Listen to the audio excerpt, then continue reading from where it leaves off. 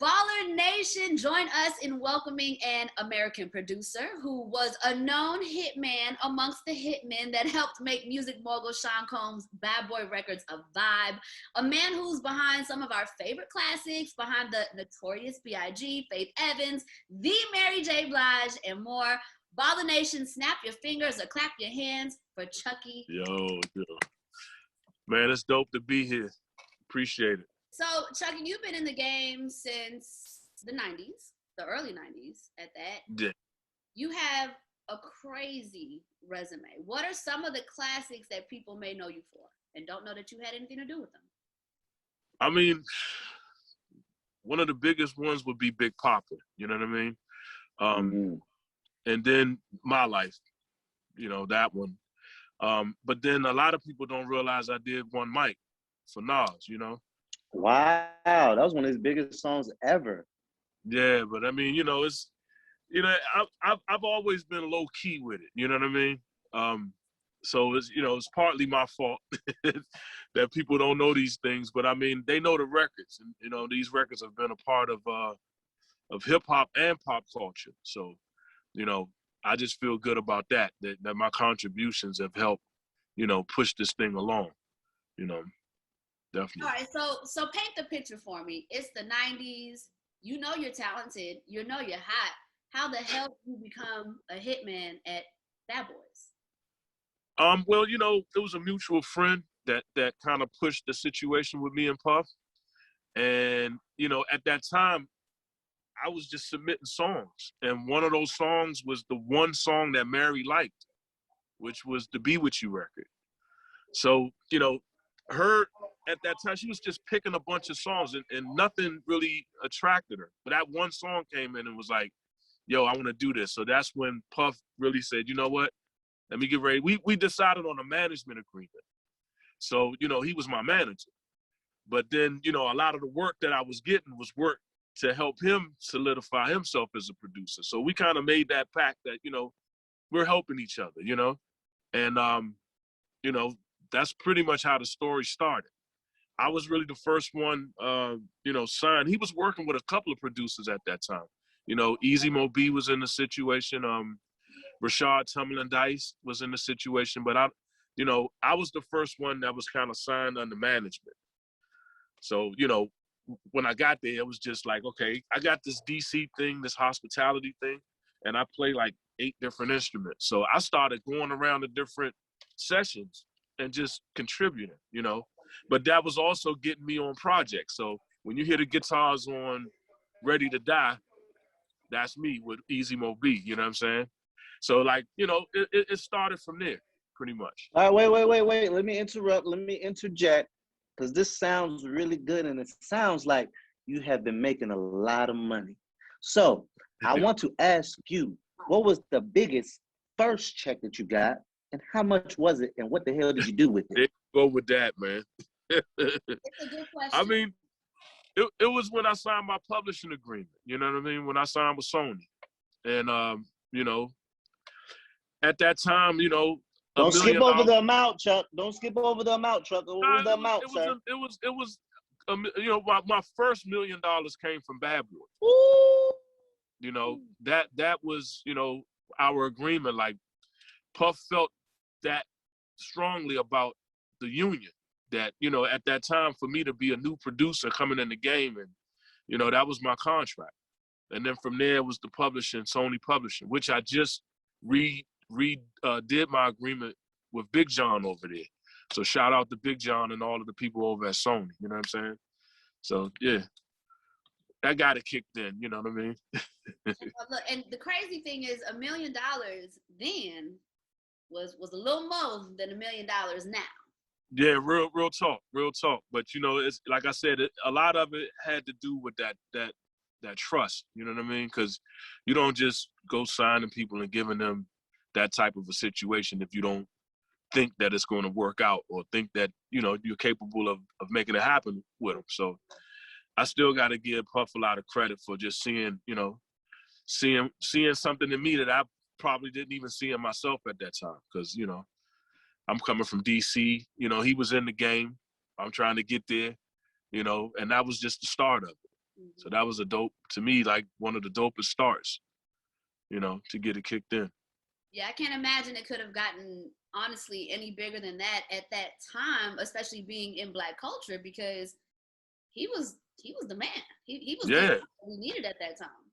real talk. I mean, you know, I was lucky, you know, to have had somebody, because you think about it, at that time, it was no internet. It was really no way to get to people other than for you to actually meet them. And then you have to actually, you know, meet them in a way where they want to even deal with you. You know what I'm saying? It was a weird time, but I was lucky enough to have somebody there to kind of like, you know, at least have a bridge into it. And it got that song placed, and, you know, the rest kicked it in. That was it. That was history, you know? Chuck, I got a question. I know you have a Biggie story that you could tell us. Because, you know, I grew up listening to Biggie, never met him. I was a kid when he passed away. You know, so I kind of came in. I mean, he had a short career anyway, but at the same time, you know, I kind of didn't realize or understand why he died, you know, because I was a kid. Right. I know you have a story to tell us about you in the studio with Biggie or Puff. Come on, man, give us some juice. Yeah. I mean, let's talk about. I almost didn't make Life After Death. At that particular time for me, I was working on my artist. I had an artist signed to Epic. It's a guy named Frankie. And I was just trying to devote my time, you know, watching Puff and seeing how much he devoted his time into building this company. I wanted to put that same energy into mine, you know. And at that time, I was just focused on that. And I had went into the studio. I think I went to Daddy's house to grab something. And Big was in the other room. He sent somebody in there to talk to me, like, yo, Big want to holler at you. I said, okay. So I go in there. This is right after the accident with C's. He got the cane and all that. So I walk in. He's like, yo, what's up, man? You ain't doing nothing on my album. Like, he was closing out the Life After Death album. So I was like, nah, I didn't even like that. He said, come on, Joe. It's like, first off, you got one of the biggest records on my last album. So it's going to look real funny that you don't have nothing on this one. So I'm about to take offense. If you don't, you know, if you don't jump on this record, we might have some issues. So you know, he's that real that he pulled me up. You know what I mean? So I said, cool. Let me finally sit with Puff and kind of hear what was happening. And he played me a bunch of records, and he played Storytell. And if you go online, it's an original version of it. And they couldn't clear that sample. So now I was like, okay, so that's my end. You know what I'm saying? So I'll replay this sample and get us through the door. So I basically, it was a night of the Grammys. I'm in the studio with a big bow tie on. You know what I mean? It's like just finishing it up because they're closing it out. If it doesn't happen tonight, it's not going to happen. So I finished that up. And, you know, the sad part is I never really got to talk to Big to see how he felt about it, you know, but I know it made the record. So, you know, all of that stuff kicked in like right after, you know. Man, that story to tell, kick flows for you, kick down doors for you. You left all my motherfucker hoes. That song was fire. I remember that song. No, I remember that one. Good storytelling. So Chucky, at the time, did you know that you were working with not only classic music, but classic artists? I mean, yeah. It's like, it's funny with me because I get personal with people. You know, when you know, Big and we used to hang out all the time. You know what I mean? I remember him having issues with Faith. You know what I'm saying? Them coming to me like, yo, I want to fix my marriage, yo. And I'm like, come on, man, you out here at Howard Homecoming going nuts, and you talking about fixing your marriage? Come on, church. You know what I'm saying? So come on now, going nuts like how? I mean, he was big. You seen what it was? You know, he was a Gemini. I mean, Big was, I mean, he got married because he loved her.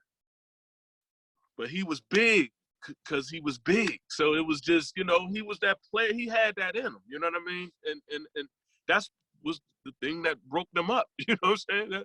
That's the part that killed it. But, you know, I'm hearing all of these stories and I'm catching the vibe. So like I said, I was around people in different lights. You know, Usher was only what, 17, something crazy. He was, you know, but he was in the house, you know what I mean? Mary, you would hang with her and we having so much fun, and then she get on the microphone, and then you realize, wait a minute, I've been hanging with Mary. You know what I'm saying? Like, I didn't realize it until I realized it, but you could feel the part about them just being real people. You know, if we don't know nothing else about these artists, we like them because of that, you know?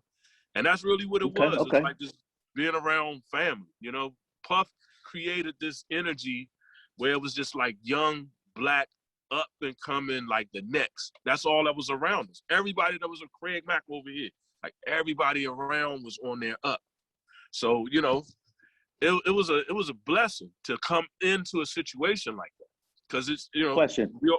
we all got that vibe. Okay, question. If you had to give us your top 5, and you know we have a lot of listeners on the Ball Alert Show podcast. If you had to give us your top 5 of the records that you had something to do with, do you have a top 5, or is this going to be hard for you to say? I mean, you know what? It probably won't be what most people would think would be my top 5. You know what? Let's brag a little bit. Let's brag. Come on, give us a list. Give us about 10 records you had something to do with. Bonnie and Shine was Shine. You know, Can't You See with Total. Dead Wrong with Big. One of my favorite records, like I said, I got records that people probably wouldn't recognize, but they need to go back and hear it. It's a song called Rest of My Life with Nas. And the final one would be another one that most people don't understand is Chuck Baby. I produced a record with Chuck Brown and the Soul Searchers down here in DC. And, you know, it's like a DC classic, you know, but I'm super proud of that record. So that's like my that total record was a big record. Yeah, man. I mean, shout out to Rashad Tumbling Dice. He, you know, it was like a synergy around us. Like it was walk in the room and just start working. So Rashad had something going. I came in and added some pieces. You know, Puff put the cherry on top and asked Big to get on it. I think he paid him $5,000 too.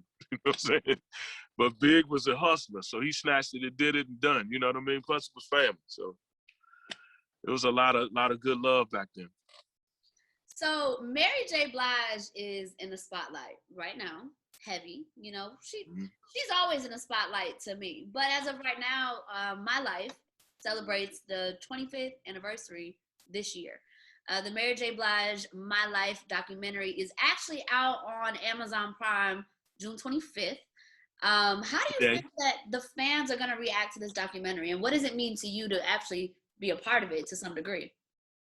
I think the fans are going to love it because it goes back to what I was saying. Like, she's a real one, you know? She's a super real one. And this story shows you behind the curtain, you know? We already see this Wizard of Oz story, you know what I'm saying? And what's out in front is one thing. You go behind that curtain, it ain't pretty, you know what I'm saying? To keep up that look of what's out front. But she was so dope that she just said, you know what? That's the best way for me to be able to connect with the people is to just be as real as possible. You know what I'm saying?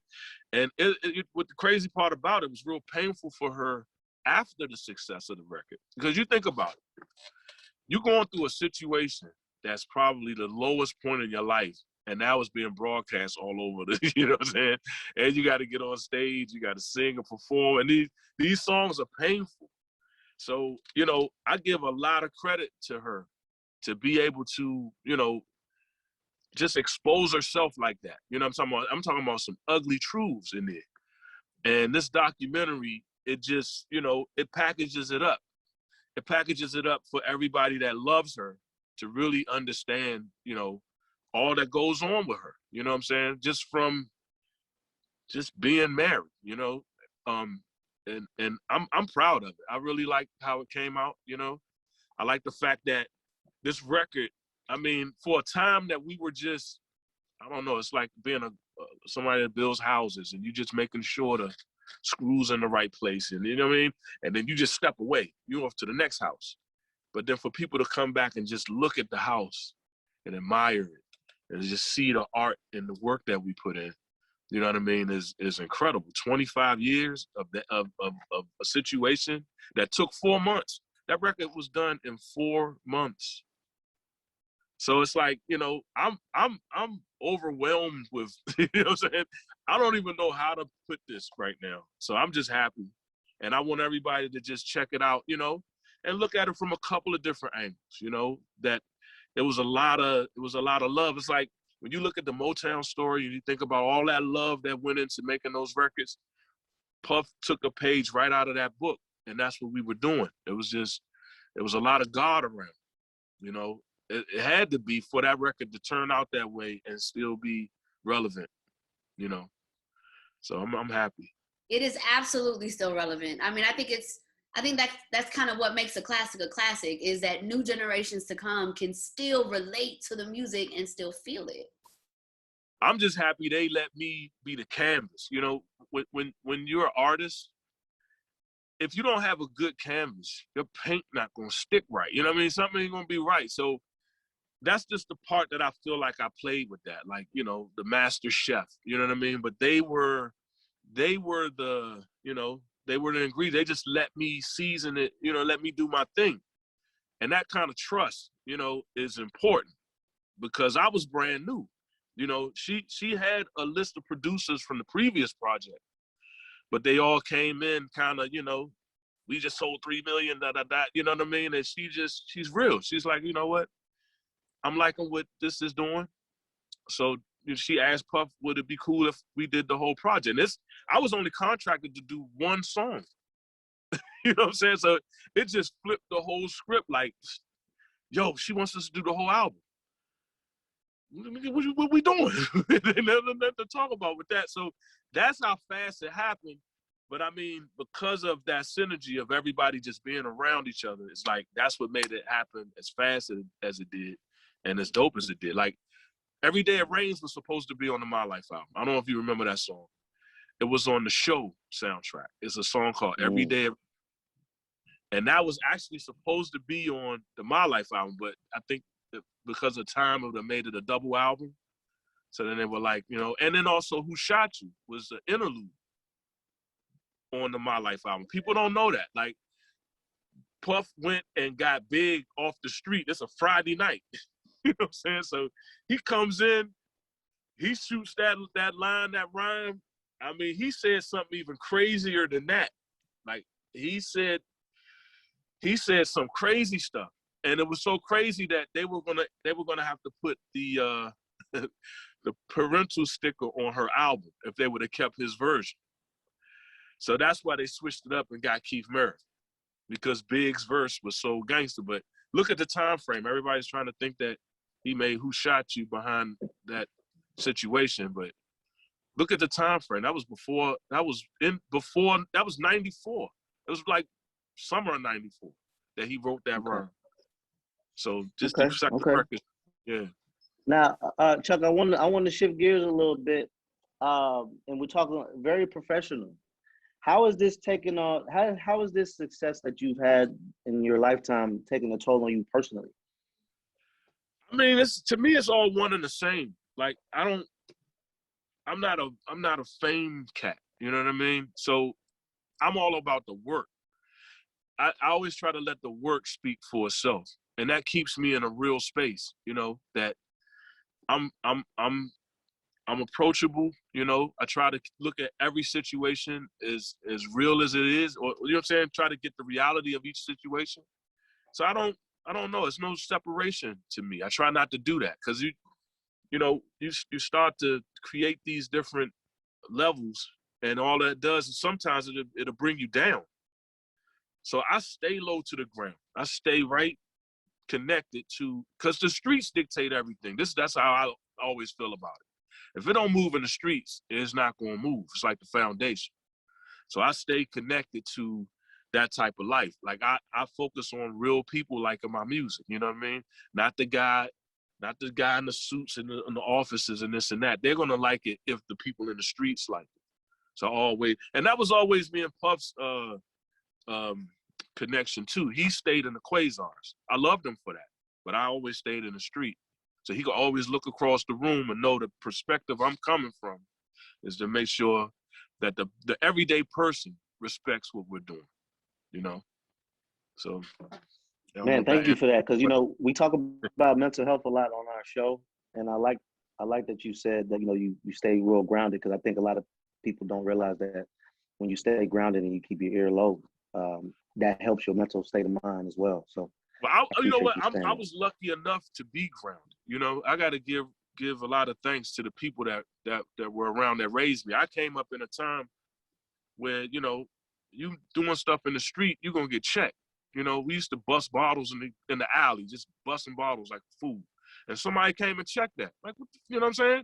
And that type of community, that type of, you know, that type of energy around you is going to push you to, you know, try to succeed, because there's more to life than just, you know, doing reckless stuff. You know what I mean? And I'm at the point right now, I reach out to these youngsters. I try to talk to them because they need it, you know? They need to see that there's no difference. You know, a lot of people feel like you're old or you're young. Nah, either you fly or you not. It's not even a really old or young to it. You know what I'm saying? Dougie Fresh is still one of the dopest people that I know. It's not about what record he put out. You know what I'm saying? He can drop him in the middle of the street with nothing and see what happens. He'll rock the whole, you know what I'm saying? So it's never really about an age thing. It's just about what you know. What's your codes? How you working? You know, what are the things that matter? And a lot of people don't really have those codes. So it's like it's almost, if you meet somebody, you talk to them, you just talk about life. Just get on a life page and see what's happening. You know, I'm down for that. Okay. Yeah. Love that. All right, cool. Look, Can we take a commercial break real quick, Sue? Yeah. Whatever y'all got to do. So we got to come right back, because I know you about to go in. So let's No, it's all let's good. cut the rug. It's all All good. right, we'll be right back. Don't go to touch that dial. It's the Ball Alert Show podcast. You Solo Ferrari Simmons, Chuck T in the building. Yes, sir. All right, so you can bring us back in, Sue. Baller Nation, welcome back to the Baller Alert Show podcast. We are still talking to the ultimate American producer, Chucky T, who honestly is responsible for a lot of the classics that you still rocking with today. So I wanted to ask you, if Mary J. Blige does a versus battle, one, who do you think could go up against her? And two, what would be the first song that she should start with? Oh, man. Who do I think will go up against her in a versus battle? I know everybody would off the top would say Faith, you know what I'm saying? Just because of the time frames and things like that. But with her, I mean, I'm all the way up there with Anita Baker and all of that. Like for me, with her, it's different things, you know, because she has this soul about her. She has this like hood about her, you know, and all of these things come from that place of just being in the hood and hearing these songs. Like those were medicine. You know what I'm saying? That Anita Baker's Songstress record, that shit was medicine. It's almost the same as the medicine with the My Life album. So I would, you know, I know that seems crazy to say that, but I would probably go with that. I would go with Anita Baker with her. Nah, it's not crazy. I actually think you are giving an opinion based off of some shit that you really know. Okay, so yeah, it's not crazy at all. Are the phone calls going crazy now with this documentary coming out and like the resurface of one of the men who were responsible for its success? I mean, yeah, it's lighting up, you know, a little bit more than normal, but you know, it's a lot of this. It's a lot of the same people though. You know, it's a lot of people that's been, you know, in you know, having me in their prayers and things like that. So it's just been a lot of reassurance that, you know, I was a part of something, that I helped create something that's like, you know, a soundtrack for all of us, you know, and it's here forever. I mean, we just survived 25.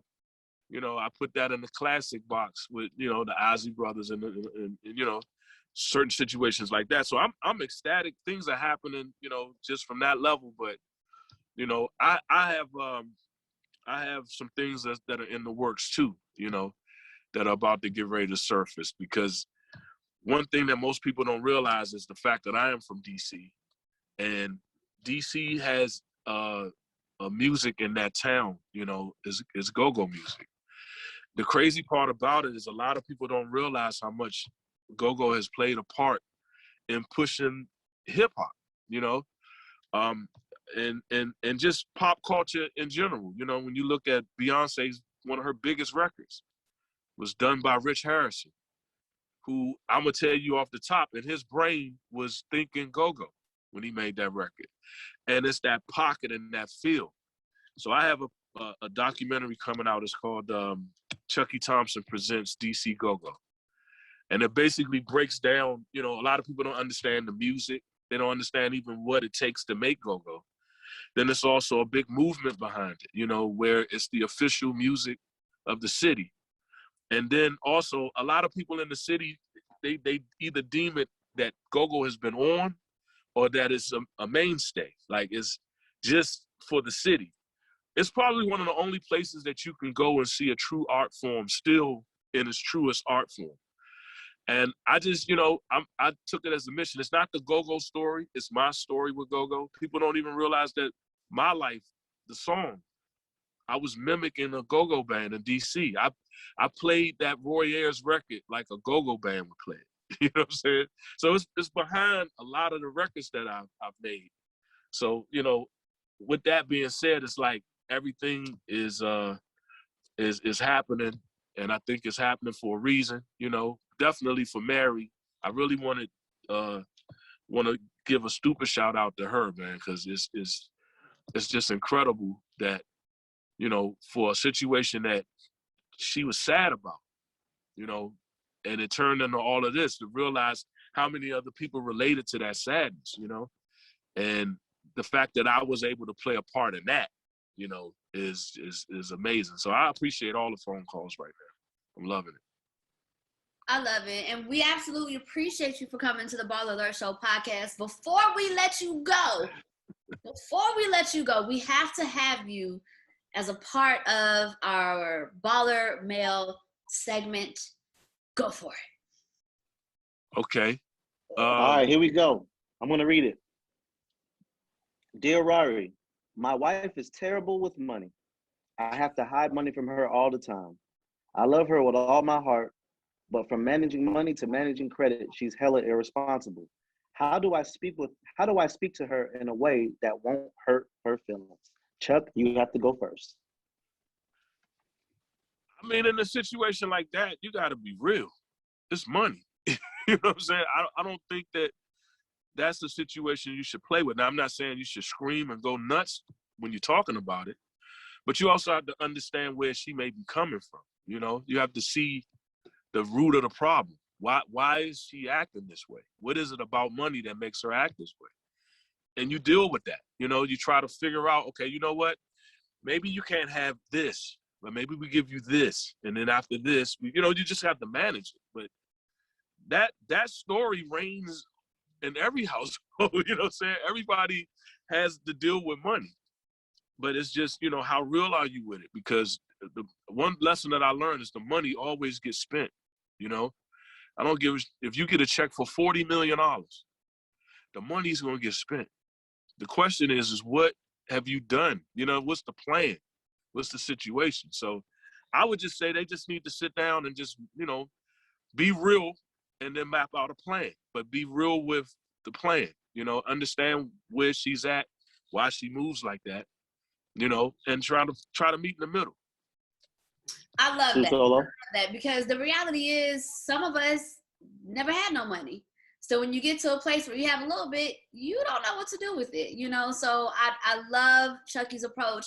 Talk to her, see what the root of the problem is, because she might not be spending it just because she wants to.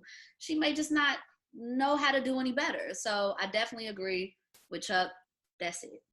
You know, she might be feeling like, you know, money is a Band-Aid for something. You know what I'm saying?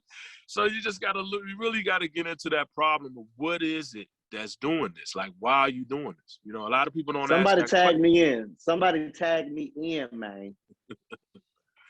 All right, you know I'm a little renegade, Chuck. This is to the dude. Hey man, get your goddamn feelings out of order. Why are you worried about how she feel, bro? Calm your ass down, sit down, and give it to her raw and funky, so it stank when you talk to her, bro. Yeah. Stop acting like, oh, I don't want to hurt her feelings. If the goddamn rent, if she done spent the rent money, this is a problem. This is a problem. If your credit's good and her credit's not good, this is a problem.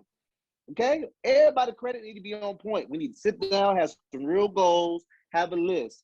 I am married to an accountant. She saved my life, Chuck. When I met her, I had a 595, Chuck. Now I am sitting next to you, and I got a 798 credit score, 755 FICO score. I say that shit with confidence. All I'm saying is she sat me down, and she wrote down, and we figured out the root of the problem. So, Chuck, you are right. We got to figure out the root of the problem. But, dude, where your balls at, bro? Talking about, but you know what? I got to speak to her in a way that it don't hurt her feelings. Man, fuck all that. Yeah, so see, Go ahead, Chuck. When you do stuff like that, you hurt your feelings. You know what I'm saying? It's like, at the end of the day, it's a team. You know, I always look at it like this. Some of the dopest hustlers that I ever met, I'm talking about back in the 80s, some of their rules to their organization was, if a guy's not a person that uses his brain, I'm not going to force him to use his brain. Like, if you're a person that uses your hands, I'm going to give you that job. So if you're not the person to manage the money, then that's not your job. Give it to the person that manages the money. And then guess what? Now you can live your life. You will have everything you want. And guess what? Things are going to be taken care of. And we're a team, you know? Super. That's a good ass point, because sometimes people expect you to be a professional at something that you don't know shit about. So identify the weaknesses, the strengths, and rely on that person for where they're strong at and support them where they're not. But you got to, at some point, everybody has to be real, because you might not want to hear that fact. That's all you need to do is that. Yep. But if you love somebody enough, you know, that you are in that union where y'all dealing with money, somewhere in there, you know, it should be just, you know, second nature. Yeah. Yep. Appreciate you, Chuck. Thank you, man. This is a super dope interview. Got you hyped in there. Got my man hyped for 2 seconds. Hey. Oh, he was with it. He was with it. Chucky, please tell Baller Nation where they can find you, how they can keep up with all of your current successes, future successes, past successes. Where does Baller Nation find you? Okay, so right now, you can definitely find me on my Instagram, which is @ChuckLife365. Let me say that again, @ChuckLife365. I post some wild, funny, but it's all about life. It's always real. Just come and hang out with me. Also, my Twitter is Chucky Thompson, and my Facebook is Chucky Thompson. So come and holler at Chucky Thompson. Come fall in line. Yes, that's sir. part of it. Yeah. Make sure you pull up on us whenever you are in Atlanta. We would love. No, it's been my pleasure, man. We had a ball today. Thank you so much for joining us on such a special day. I appreciate it. Oh, Sue Solo, you got any shout outs before we go? Because you know what I'm about to say. So you go ahead and go first. Well, first, I mean, shout out to my moms, man. Shout out to Charlotte J. Thompson, man. That's my mother, my sisters, Crystal and Carla. You know, my sons, Quincy and Trey, who are also producers. You know, the name of their group is Negative Minds. They about to get ready to light the scene up. Trust me when I tell you. I didn't even know they were focusing on production until I heard the records. Like, they are amazing. They do it different than I do it, but they do it for what's happening right now. And they're a mix between my hip hop and theirs. I didn't know they were listening in the car all that time. So shout out to my family, man. You know, that's pretty much it, man. Love. Solo. Shout out to the people of Tigray, which is the northern region of Ethiopia, and I want to give a big shout out to everyone who is really trying to bring an end to the Tigray genocide. People that are speaking about it, reposting, retweeting, reaching out to local government. I appreciate you guys for standing for Tigray, whether you are Ethiopian, Eritrean, Somalian, American. If you stand on the right side of humanity, this shout out is to you. Oh, and my shout out is to the Atlanta Hawks, okay? Hey, New York Knicks fans, we told y'all, We beat y'all ass. Philadelphia 76er fans, we told y'all, we beat y'all ass. And hopefully now, we told everybody that said we was going to get swept and it was going to be Bucks in 5 when we beat y'all in game 1. Trey TL, Hawks in 7. Hawks going to the finals. And then when we get to the finals, Hawks in 6. Chuck, you heard it first from me. Hey, man, I'm with you, Joe. You know what I'm saying? I'm with you. All right. Appreciate you, Chuck. Same here. I love y'all, man. Be All safe. right. Love you too. Bye, For Chuck. sure.